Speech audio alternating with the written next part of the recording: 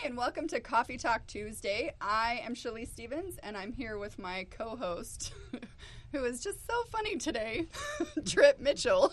Hi, everyone. Just and today, though. We've actually been talking about geopolitical stuff. This has been the smartest pre-show ever. Ever. Before then, you started talking about male members, but I don't want to get into it. Who are our guests this week? Well, we are here with Nora and Satine. I'm going to say their last names, though, because I practiced this. Actually, I wrote it down. So, Nora Abudan. Perfect. Yes. And Satine Tashnizi. Good. Yeah, I did it! That wasn't that bad. Abu think- Den and Tashnizi. Tashnizi. I blew it. Okay. And you're clearly from Utah. Yes, And you were pioneer girls. You came over in 1847 on the wagon train. exactly. She brought all of her beauty bags with her, too. Yeah, I would say. So normally when we have guests come in, they don't spend an hour in front of the mirror, but it turned out great. Thank you. I wasn't Usually talking it's about you. too- I was talking about Shalise. Really, it's just amazing. So you guys are originally from? I'm originally from Palestine. My Right. parents are. And my family's from Iran. Oh, okay, wonderful. Iran, the smartest country in the. My first roommates in college were all Iranians, and they explained to me it's the smartest country in most of the world. The Persians are brilliant. Persians really have a good job hyping themselves up. So. They're We like do well. We do well in the world. Argentinians. When we had CNN Latino, everyone said the Argentinians are the cockiest people, and every Mid-Easterner I've met always says the Iranians are the. How did you end up in Utah? My mom was going to continue her education in Utah, so we ended up here. She's really smart. Honestly, maybe we are the smartest people in the world. Yeah, her mom actually almost has a PhD in physics, and one of your aunts is an astrophysicist. So it really is just rocket science for them. So Wow! And how did you end up here? pretty similar. My dad is actually from Palestine, and he migrated a couple of times and ended up in Jordan, but they didn't have very many opportunities for him, and he always wanted to be an engineer. So he applied for a student visa and ended up in Utah. So the rest is history. Okay, I'm not going to get political for your grandmother, but one of the great things that America has is the best education system in the world, and that we can take super talented people from around the world and bring them to America. They become this, again, screw it. We need to have all the smartest people in the world know they come here and study and then live here, because people like your parents create jobs, create a great standard of living, and make Utah and the United States better. Yeah. I'm done being political, but Well, that's not really political. I mean, that's just kind of like... Shalise, you couldn't be more wrong. The orange-haired a-hole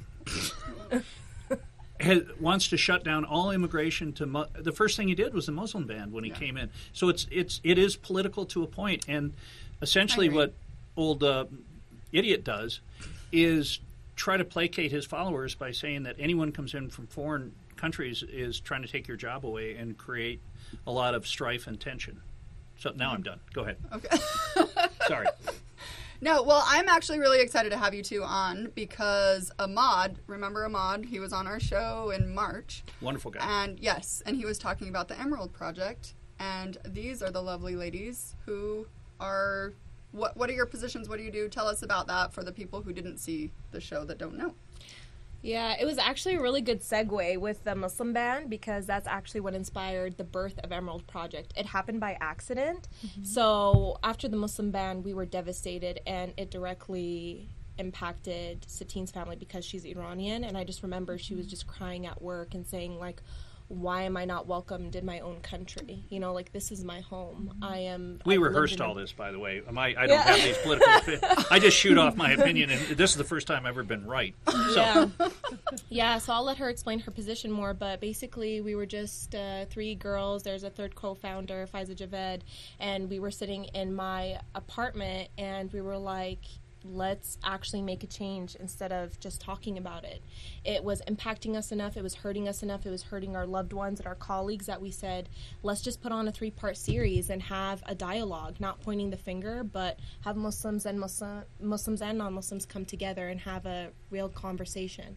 So that's Emerald awesome. was born, and you can talk a little bit more Yeah, about and it. we weren't planning on starting a nonprofit organization. We just wanted to provide a space where people could have a conversation and not feel like they couldn't ask questions, right? We were getting a lot of questions from the people that we knew, but they were like tripping over themselves, apologizing. Like, I don't want to be racist, but I just want to know, like, you know, is Islam, like, is there terrorism in that? We just want to know, right? And so we wanted to make it normal to talk about things rather than just keeping quiet into ourselves.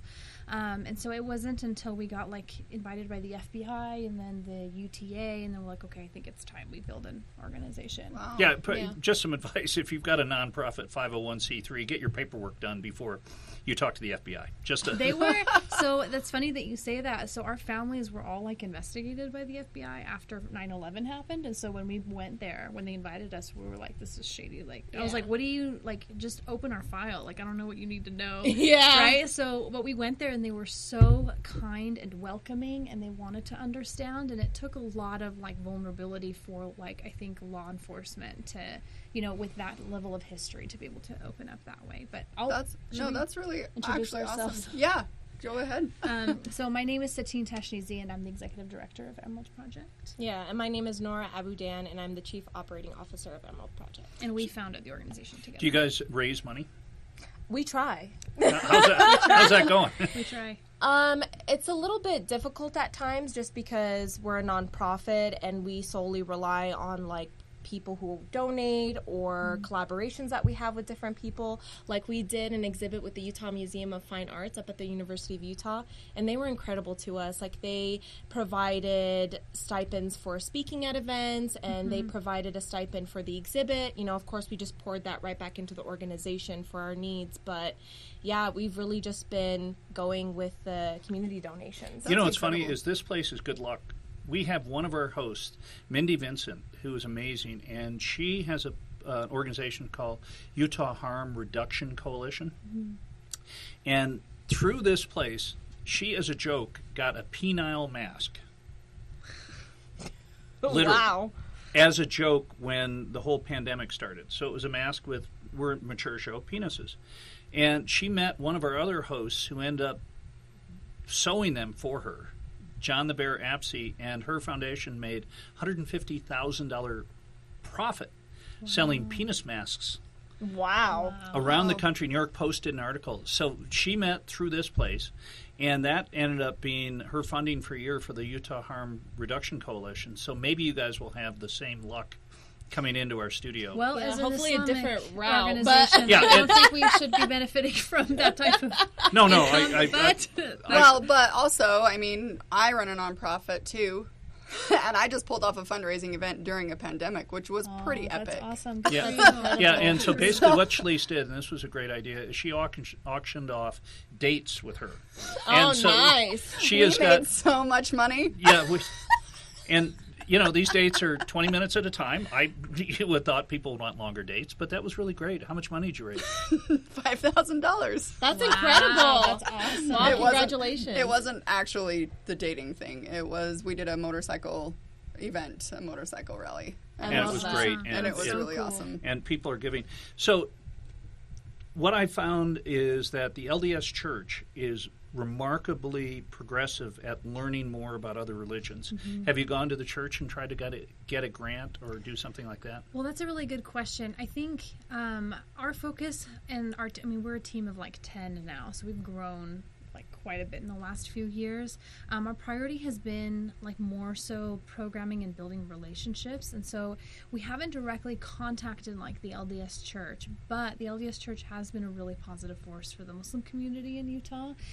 Recently, when they were trying to build a mosque, I think it was down in Sandy, Oh, I remember about the that. church donated like $10,000 to that mosque. That's why I brought it up, because they seem Yeah. remarkably progressive. Well, they also they understand what it means to be persecuted Persecuted, for their yeah. religion. And I think a lot of them, especially early on around the time of the travel ban and when we were first launching our programming, many members of the LDS Church attended our events and just wanted to be supportive and said, what can we do to help you? We condemn this. We don't think this is right. And the other piece of it is a lot of the conversations we were having were very relevant to people who were LDS. We talk a lot about separating culture from our religion and our faith, and they say, you know, when we come to your events, we feel like you're talking about us. Why does Islam have a bad name? That is can I answer? multi-layered. Can I Yes. answer? Yeah, we've Stab got. at it? That's a type of question you would ask on a morning radio show when you've got 35 seconds to the next commercial for Jiffy's Pop. But That's a really good question. I think if I'm going to break it down into some bullet points, one is lack of knowledge about the religion by Muslims and by non-Muslims, right? So there's a lot of Muslims who don't have proper knowledge of their own religion, and so when misconceptions come up, it's really challenging to debunk those when you don't have a base to go back to, right? The second piece is a little bit more complicated. I think where Islam is regionally in the world impacts like the geopolitical interests of different countries who happen to be in more power than others. I mean, the biggest victims of terrorism are Muslims. More Muslims die at the hands of terrorist organizations than they do probably of other causes, let alone like non-Muslims dying at the hands of terrorist organizations. So I think ultimately Islam has a bad name because just like the KKK used Christianity to legitimize its cause, many movements in different parts of the world have used Islam to legitimize their cause. Their political grievances might be legitimate, but... if you could eliminate Sunni-Shia strife, would that solve most of the problems?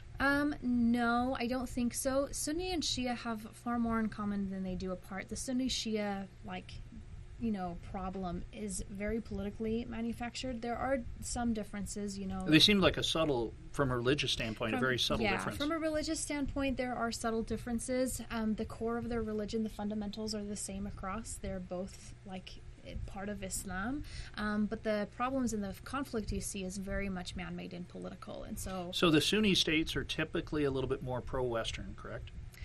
That's kind of a blanket statement. I wouldn't say. Well, the Sunni states, I'm not going to get into nuanced public policy. I don't think there's a relationship between Sunni Islam and countries that are pro-Western. I think there's a relationship between countries who made the decision to be allied with the West over political agreements more so than Sunni Islam, more so than religious reasons. So anyway, I'm sorry. Go ahead. I'm all of a sudden I've got this becoming a very intellectual show. Okay, that's our viewers. These are my favorite topics. But we don't really go there too much with Emerald, but I'm always ready to go there. Well, but I mean, one of the reasons why I do this show is because we want to have people in the community that are making a difference and open up that dialogue and open up that conversation. So I'm really proud of you for making it an intellectual show today. Well, we had to do one. Next week, we've got a guy who can do farting in his mouth. And this guy, it's a 501c3, and he's really very smart. And you're full of farts in your mouth. Yeah. And on that note, we're going to take a short break. And we'll be right back.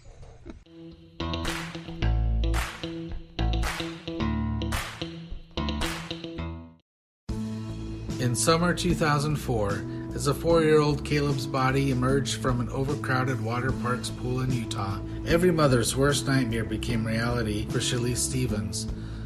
Would healing ever begin? Without an answer, she experienced truths about deep loss and grief's throttle. By age 40, she awakened to joy and motherhood.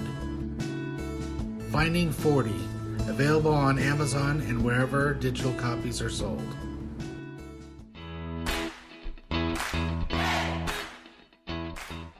Welcome back to Coffee Talk Tuesday. My name is Shalise. I'm here with Trip, Nora, and Satine. Thank you, our beautiful guests today. And we're having an awesome conversation, and I love this. I'm learning a lot because I don't know a whole lot about it, so I really appreciate it. Well, the big challenge is that Islam has gotten a horrible rep since back in the 1990s when the original bombing at the Trade Center, and then 2001. Mm-hmm. But the challenges have been because United States has been allied against Israel, so that made us the enemy of most of the Mideast. But because the Mideast controls most of the world's supply of oil, geopolitical things have happened that caused a lot of conflagration. And the United States in your home country handled ourselves horribly in the 50s, 60s, and 70s. So when the Iranian Revolution happened, we were thrown out. And we've been at conflict ever since.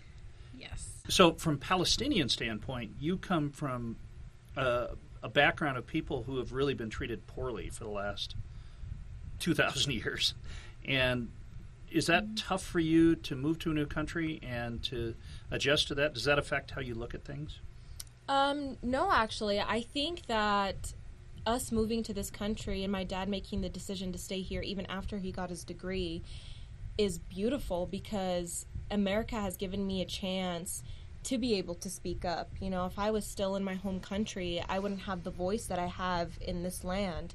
You know, there's even other countries, if you speak up against the government, you know, your head is gone. So, you know, whether I don't agree with political policies or who's in charge, or whatever the case may be, I am able to be an advocate for my religion, for my people here, and help give back in a much better position. It's funny because I always use this metaphor. When you're in a plane and they say, if we're going to, you know, start nose diving into the ground, those oxygen masks are going to deploy. You know, put on the oxygen mask for yourself first before you help someone else. And I really feel America has given me and Satine and our families the space to really stand on our feet and help debunk those misconceptions and maybe create policies in the future that will make it easier for me to finally go home. Do you feel good that we have Muslims reps in most forms of government? I love it because I feel like what Satine said earlier too is just like, people don't know.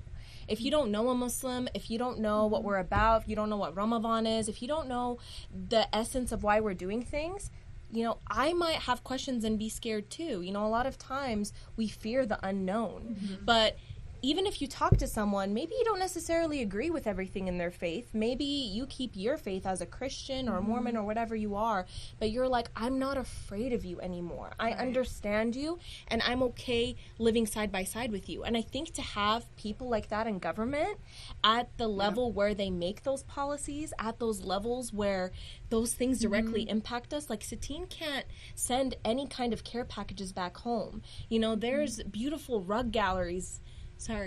There's beautiful rug galleries from Iran, and, you know, they're going out of business, and her grandmother wasn't able to see her own daughter get married. Like, these are real implications. So I have a voice, and we're trying to do it on the nonprofit level, but I think it's amazing that we have people on the political level, too. We need everyone's help.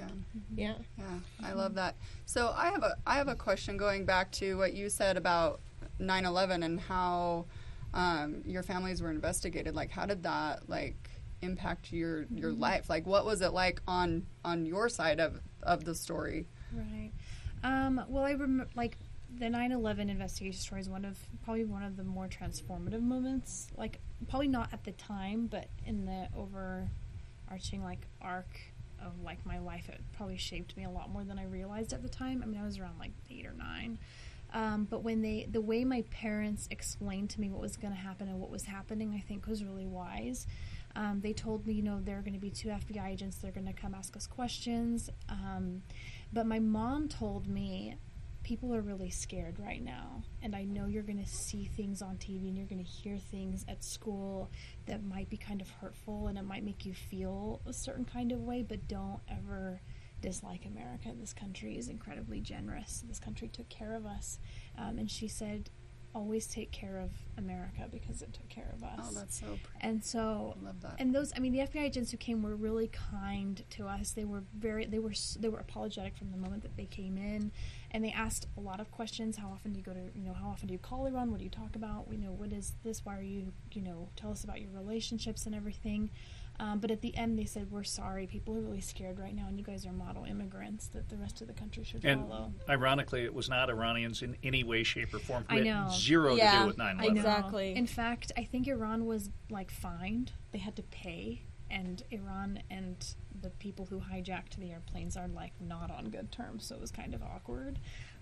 So it is kind of, I mean, that just is a testament to how little we understand the Middle East, and more importantly, how little we understand what the true enemy is. And to be honest, it's more than just 19 hijackers. You have to It's an ideology. It's an ideology, and I think it's worth America's time to uncover and understand what Islam truly is, because a lot of people have died, both Americans and people around the world. Our own people have suffered a lot. Muslims and so many innocent oh, people. yeah. They're the ones that take the brunt of it. Innocent men, women, and children, yes. And it's a shame. Yeah. So from a Palestinian perspective, was your family here during 9/11, or that? Yeah, they were here. So I was actually born in Logan, Utah, and my dad has been here in this country for over 30 years. And my mom came when they got married, so she's been here for over 28 years.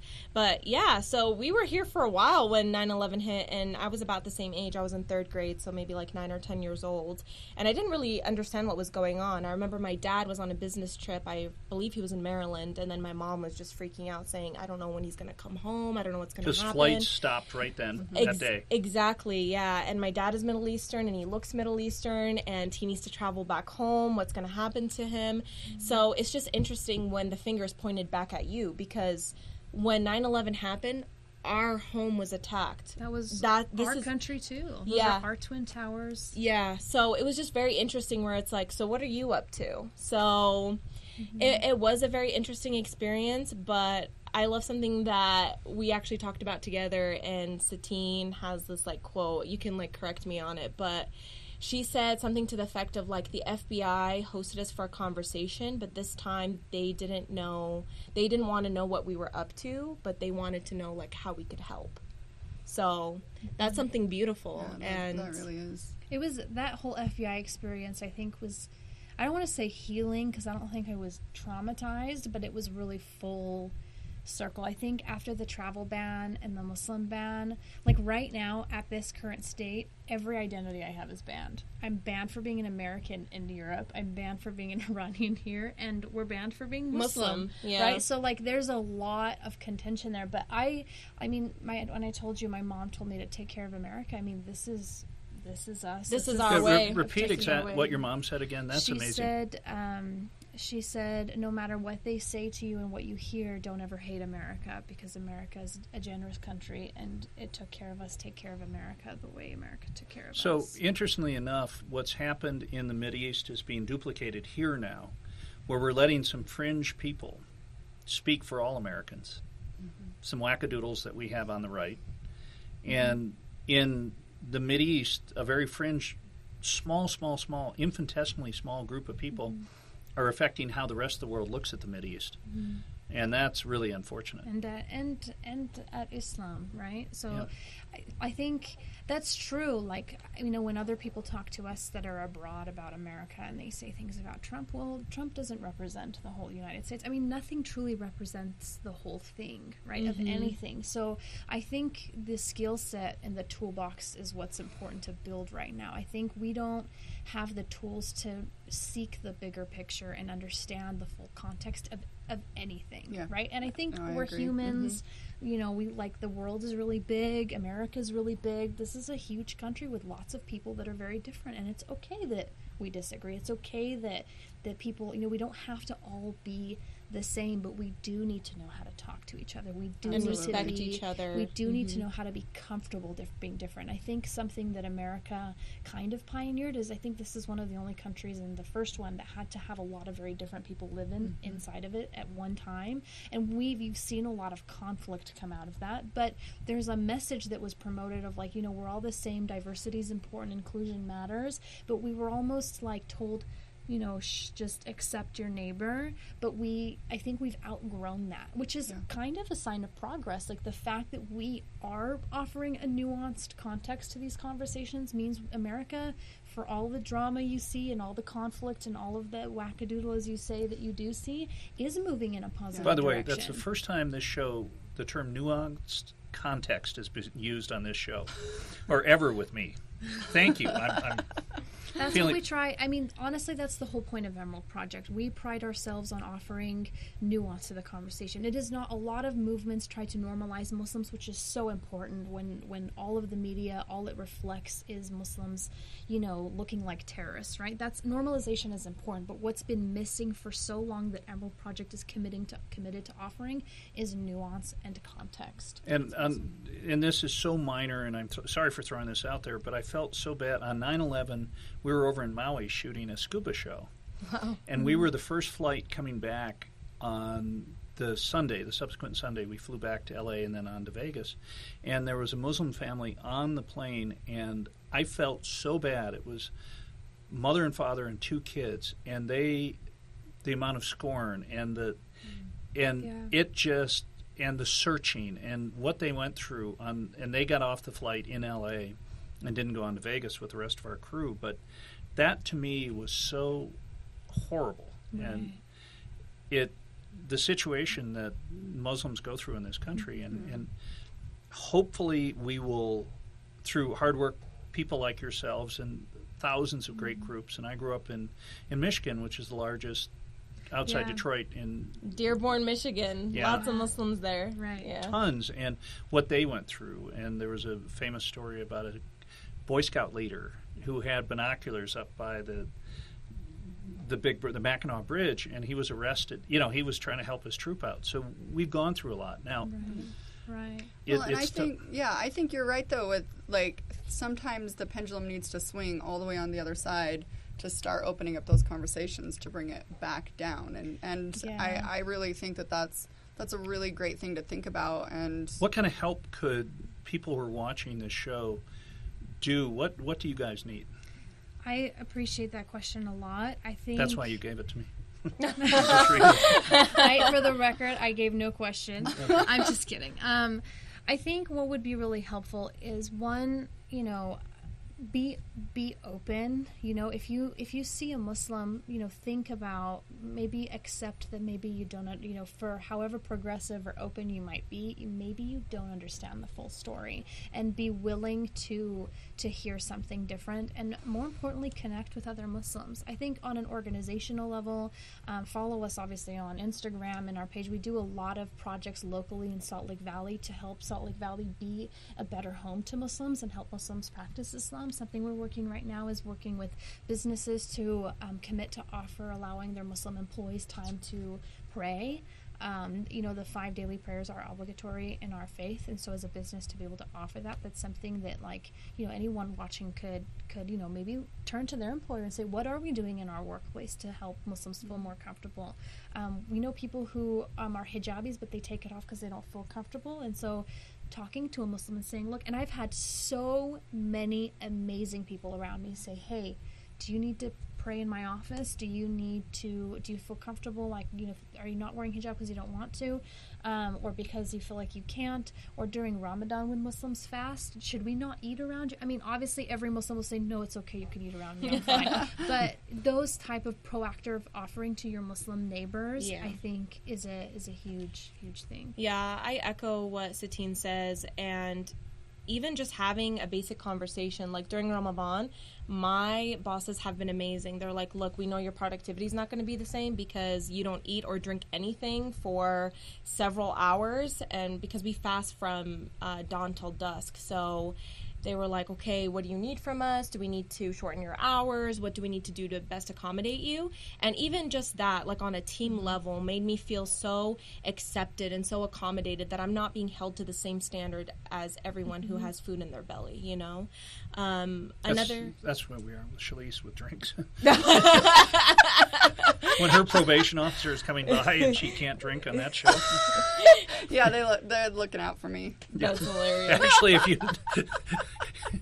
And all joking, you came in hungover, and we did offer you a shot. You so did this take is care of actually me. true. I'm sorry. Yeah, you were making a beautiful point, and I had to interrupt it No, with a but joke. it's the accommodation, right? Yeah, and also, if you can financially give, we do have a Venmo, and even like $1 or $5, whatever it is, it can really progress the organization, and you can obviously see where all of our money is going. So. Yeah, we spend all of our money on programming. We help Muslim youth help navigate their identity. It's hard to be a Muslim American. Both to practice your faith, but to understand who you are. Right? Yeah. That's great. We put a lot of care and thought into the work we do, and we're very proud. And I think if anybody wants to help us, we're always all right. excited. And we will put all of that information up on the bottom of our screen. And our time is up. And A very you gotta log nuanced into show work. this week. Right? I'm so proud you have a new word now. Yeah, I'm feeling pretty good about it. All right, ladies, thank you so much. I loved this conversation, loved having you. I'm so glad that we know each other, and we will continue this conversation. Thank you so much for Well, having thank you. us. Yeah, All thank right, you for you're having welcome. us. All right. Thank you, guys. We'll see you next week.